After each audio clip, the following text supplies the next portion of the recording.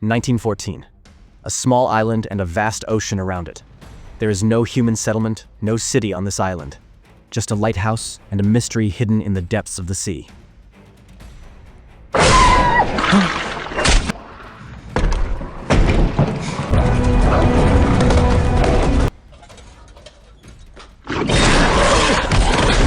The story begins with a ship, an old cargo ship, sailing across the South Atlantic Ocean. The ship is heading towards a mysterious island. On that ship was David, a weather expert. The government sent him to that island for a year to observe the unusual weather patterns, to collect data, analyze the situation, and send a report to the government. The ship's captain, Axel, was delivering him to the island, along with a year's worth of food, weapons, and necessary equipment. After a long voyage, they finally reached the island. David and the captain landed on the island in a small boat. There was a lighthouse on the island and a small house next to it. That was where David had his accommodations. Previously, there was another weather officer named Robert living on this island. But his term of office is over, and today he is returning to the captain's ship. However, when they entered the house, they immediately realized that something was not right. Robert was nowhere to be found. It seemed that he had also disappeared, and everything in the house was scattered. The furniture was in disarray, as if someone had forcibly destroyed everything. They thought that maybe someone was at the lighthouse without delay. But the lighthouse was not normal. The entire lighthouse was surrounded by sharp wooden boards. It was as if someone had deliberately built this barricade to prevent anyone from entering. They knocked on the door again and again, but there was no response. Finally, the captain forced the door open and entered. On the upper floor, they saw a man. His name was Gruner. The man was lying quietly. When David asked him about the previous weather officer, Robert, Gruner said, "He died. He had a serious illness." When the captain asked about the dead body, Gruner said more mysteriously, "Maybe someone killed him." Both David and the captain were shocked to hear these words. They thought that the man might have a mental problem. Since there was no clear trace of the old officer, the captain offered, "If you want, you can go back with me." But David decided to stay here, because if he could give this report properly, he would get a big paycheck. His financial situation was not such that he would pass up this opportunity. The captain gave him a gun. "Be careful. This place is not as peaceful as it looks." After the captain left, David tidied up the house a bit, made it a little more habitable. In a drawer of the house, he found an old diary, written by an old weather officer. It said that he had first come to this island in 1913. The diary wrote about the strange weather of the island and some vague fears. There were drawings of some mysterious creatures. He couldn't understand anything. Why did he draw all this? He thought that maybe he had drawn all this to pass the time because he was alone. On one page of the diary was a picture of Robert's wife. David got tired while reading the diary and fell asleep. The next morning, David started his work, but when he went to the seashore, he was surprised. Some strangely arranged stone circles on the rocks and snail shells in between. David thought that maybe these were the work of Gruner. Without thinking much, he turned his attention back to work. His job was to observe the weather. However, while working, when he looked at the lighthouse through the telescope, he saw another strange thing next to Gruner. But he thought, maybe it's a mistake of the eye. At night, David was busy with his work. Suddenly, someone knocked on the door. He thought, it must be Gruner. David said, "Mr. Gruner, is that you?" But no one answered. As he walked forward with the lantern in his hand, he heard a strange sound and saw a hand entering from under the gate. But that hand was not a human one. In fear, David ran to the basement and hid there. That mysterious creature had entered the house and was looking for David all around. Through the gap in the door, he saw its terrible eyes looking into the basement.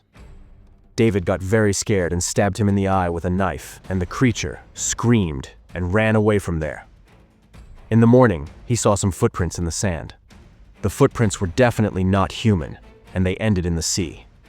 David realized that those creatures came out at night. Now David understood why Gruner had placed sharp sticks around the lighthouse, to protect himself from those strange creatures. And he understood that this house was not safe for him at all. He ran towards the lighthouse, but Gruner did not let him enter. Gruner said coldly, "You should have gone back to that ship." David returned disappointed. Now he thought he had to make his house stronger or he wouldn't survive. He boarded up every window in his house with wood. He made a fence with thorns and sharp sticks around it so that no one could get in. He piled up old papers and books outside the gate and poured oil on them. If they came again, they could be set on fire and scared away. But David still didn't know one important piece of information, and he would find out tonight. As night began to fall, an unknown terror seemed to gather around him. David sat in a corner of the house with his gun in his hand. His breathing quickened. Suddenly, he heard a strange sound. As he slowly moved towards the window, his eyes fell on the group of creatures. He saw not one, but many from the sea. A terrifying creature is rising from the water. They are coming straight for David's house. As soon as they reach the gate, they start trying to break down the gate. David fires. Some fall to the ground. The rest become more violent. They are now trying to break the window and push the door to enter the house. David realized that he can't wait any longer. He sets fire to the papers and books kept outside the gate. Seeing the red fire, the creatures run away in fear and flee back towards the sea. But the danger is not over yet. The terrible flames of the fire have now spread to David's wooden house. The wood of the house began to burn. David somehow escapes, hiding behind a rock behind the lighthouse. His hand is burned. Suddenly it starts to rain. The fire goes out. But by then, half of his house is burned. He spends the whole night shivering. In the morning, then, he realized that there was no place left to live. Now, there was only one way. To survive, he had to go to the lighthouse. He took a rifle in his hand and hid behind a rock. Just then, he saw Gruner came out to get water. David quietly followed behind. He wanted to threaten Gruner with a gun and enter the lighthouse. But as soon as David pointed the gun at him, before he knew it, a strange-looking creature attacked David. But David threw the creature to the ground and was about to shoot. Gruner said, "Don't worry, it's my pet." David didn't shoot then. This time, he made a condition. "I have gunpowder and food for a year. If you want, we can both live. But you have to let me stay in the lighthouse." Gruner agreed to his condition. Before evening, they returned to the lighthouse with the remaining food and equipment. The next morning, David woke up and found someone was slowly licking his burned hand. He opened his eyes and saw the pet, the creature. There was a shadow of disbelief in David's eyes, but surprisingly, the terrible burning in his hand had subsided a lot. This scene was like a miracle. What was even more surprising was that David saw Creature counting bullets from his gun upstairs, and Creature helping him in his own way. He realized that even though he was a creature, he was not a violent monster. Now, David wanted to know more about this creature, and then bring this mysterious creature that had emerged from the depths of the sea to the whole world. But Gruner didn't want that. Gruner wanted to stay here. In fact, he didn't have a family. But he had a mysterious island where he considered himself the king of this island. So he didn't want to go anywhere. Gruner said that many years ago, when this creature was a small child, it was caught in a fishing net, and Gruner had saved its life. Since then, the creature had stayed with him. But Gruner had a cruel nature. He had always treated the creature badly, abused him, beat him. Every night, David noticed a group of sea creatures roaming around the lighthouse. Maybe they had come to take this one back, but they couldn't do anything in the daylight. Still, David couldn't stay here anymore. Every night felt like a nightmare. He hoped, if someday a ship came by, he would leave this island forever. But Gruner told him, no ships come to this island. But David didn't want to trust this man anymore. He felt trapped. He was suffocating. And now, he was counting every second, just waiting for a chance to get off this island. Evening came. And like every night, they had to prepare, because those terrifying creatures could return at any moment. Gruner told David to keep his gun ready. And in no time, strange-looking creatures with monstrous faces were seen approaching through the waves, violence burning in their eyes. Gruner kept shooting, but David was completely paralyzed by fear. He backed away and sat in a corner of the lighthouse. And within moments, he fainted. Gruner continued to fight alone. And the next morning, he was furious with David. He told him bluntly, "Do you want to live? Then follow my rules. You bring the water, you work in the lighthouse, and you stay on guard at night." David agreed. If you want to survive, you have to follow the rules of this island. But David never liked to torture that female creature physically day after day. But being alone on a deserted island for years would definitely make his mental state worse. David himself thought that maybe Gruner had gone crazy. But whatever, he had to listen to her. Night fell. They went on guard duty again. All those terrible creatures came out of the sea. But today, David was not afraid. He opened fire. But today Gruner did nothing. Instead, he left David outside and closed the door of the lighthouse.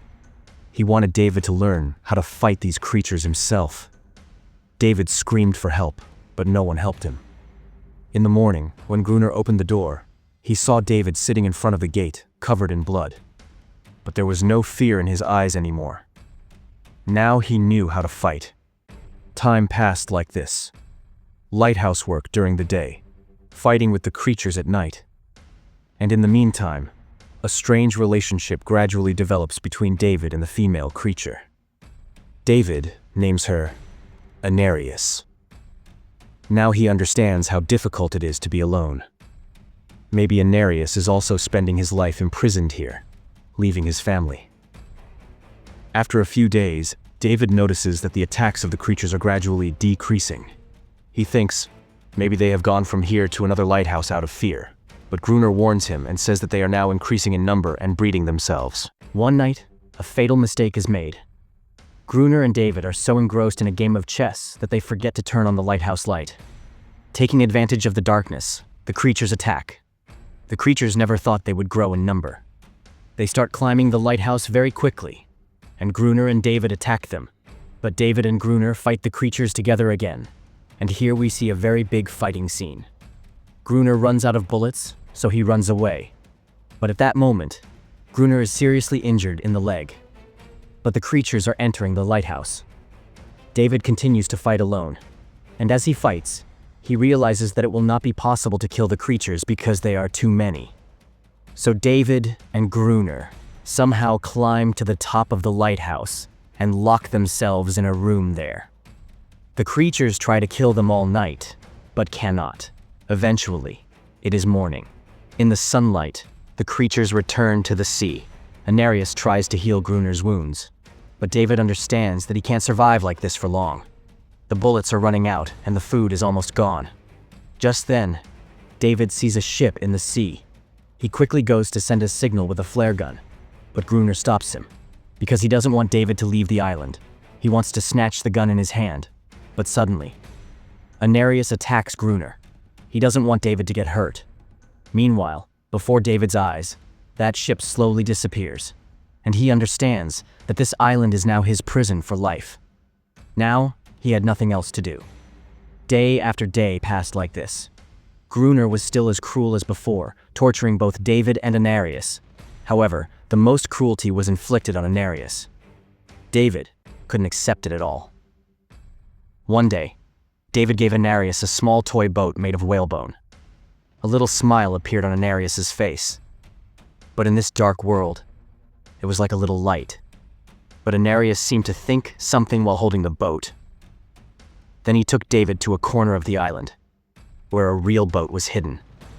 David was stunned. There had been a boat in such a place for so long, but Gruner had never told him.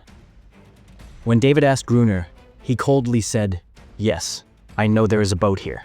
He said, "A few months ago, an arms smuggling ship sank near this island due to a severe storm. But some people reached this island by boat alive. But before morning, they were all killed by the creatures." Hearing this incident, David came up with a new plan. He had an old diving suit. He thought that if he could go to the wreckage of the ship wearing this suit, he might find some dynamite or bullets that would be useful in killing the creatures in the next attack. But Gruner did not agree to his plan. He did not want to go back to that place under any circumstances. Nevertheless, David decided to risk his life and go there. Meanwhile, the relationship between David and Anarius gradually deepened. In David's eyes, Anarius was not a creature but a companion. a friend. Gruner was watching all this from afar. At that moment, a plan came to his mind. He thought, I will bring the dynamite through David, then leave him there, and then those creatures will kill him, and make Anarius a prisoner again. After setting this trap, they reached the wreckage of the ship. David put on the diving suit and went under the water. All around is darkness. The ship is in ruins. He finds dynamite in some boxes, but suddenly, that creature comes. David suddenly falls down in fear. He couldn't move in his heavy suit and couldn't even send a signal to Gruner above. Gruner stood on top and thought, it seems that David has been killed by those creatures. But in reality, there were 2 small creatures' babies down there. David didn't kill them. Instead, he took off his suit and swam back, and he brought some boxes of dynamite with him, and the preparations began. Dynamite was placed in 2 layers around the lighthouse. Winter has come. Several months have passed. The creatures have not been seen again. But Gruner can't wait any longer. He thinks Anarius must have told them everything. Gruner bursts into anger and starts beating Anarius again. David can't stay silent anymore. He stops Gruner. The 2 of them make a plan. The lighthouse door will be left open, and whenever those creatures come to attack, and then all the creatures will be blown up together. The next night, the creatures return again. The terrible monsters enter the door. David fights them alone. When Gruner sees a large group of creatures coming to attack him, he presses the lever of the dynamite. But there is no explosion. In fact, David had left the dynamite wires unstuck and had forgotten to connect them. David immediately ran upstairs, completed the connection. And then, the first level exploded. The surroundings shook. Many creatures died. But it wasn't over yet. Seeing that some more creatures were trying to climb the lighthouse, Gruner activated the 2nd level of dynamite, and a huge explosion occurred. A terrible fireball spread around. David and Gruner fainted. The next morning, when he opened his eyes, he saw Anarius was no longer there. Only the dead bodies of dead creatures were scattered around. And some of them were still alive, whom Gruner was killing one by one.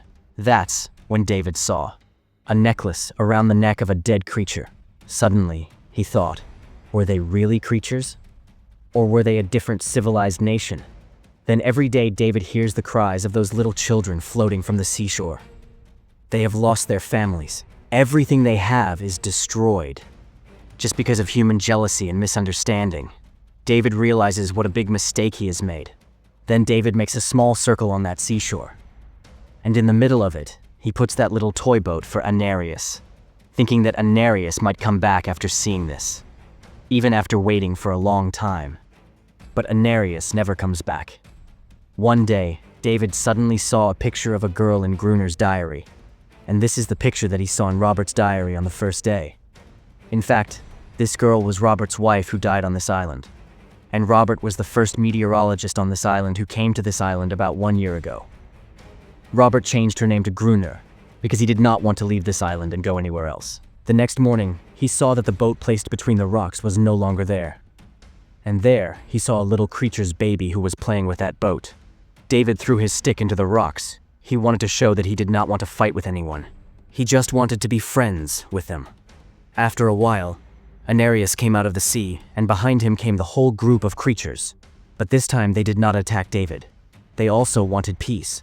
In fact, they were looking for a safe place to keep their children safe, which every creature does. They did not like the sudden entry of humans on this island at all. They felt unsafe, so they attacked the lighthouse every day. But who would explain this to Gruner? He still considers himself the king of this island. Gruner came out of the lighthouse with a gun in his hand. David tried to convince Gruner that they did not want to fight. They also wanted peace, but Gruner did not listen to anyone. Gruner threatened Anarius and asked him to go inside the lighthouse. But this was the first time that Anarius did not accept his words at all, because now she was not his servant. Now she was a mother who stood against Gruner to protect her child. Seeing this, Gruner became weak because no one was accepting his words. Thus, he angrily went inside the lighthouse. David thought that Gruner might have now realized that no animal wants to be imprisoned. They all want to live freely in this world. But Gruner doesn't want to understand all this. He wants to be the king of the entire island and make everyone his servant. Gruner fires a signal gun from the lighthouse, which hits a creature's baby, killing it instantly. Seeing this, all the creatures run away from there in fear, and Anarius and David lose faith in him.